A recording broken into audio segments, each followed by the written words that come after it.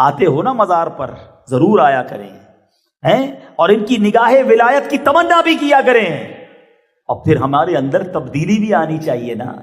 مزارات پہ برسوں سے آ رہے ہیں مگر نمازی نہ بن سکے، مزارات پہ برسوں سے آ رہے ہیں مگر جھوٹ نہیں چھوٹا، بچپن سے مزارات پر حاضری دے رہے ہیں مگر حرام روزی جاری ہے، مزارات اولیاء پر بھی آ رہے ہیں، اور معاذ اللہ اگر کسی کی نشے کی عادت بھی نہیں جا رہی تو اس کا مطلب کیا ہوا؟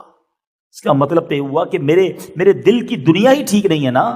اپنے بارے میں غور کریں نا، دیکھیں اس پہ معاذ اللہ کو یہ نہ سمجھے کہ جناب معاذ اللہ کسی بازار پہ گیا مجھے فیض نہیں مل رہا، یہ میرا قصور ہے۔ بارش برستی ہے نا، دیکھیں بارش برستی ہے، پہاڑوں پر بھی برستی ہے اور کھیتوں پر بھی برستی ہے۔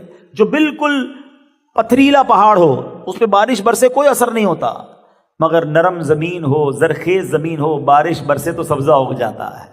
تو بارش کا قصور تو نہیں تھا، زمین اچھی تھی تو سبزہ آ گیا۔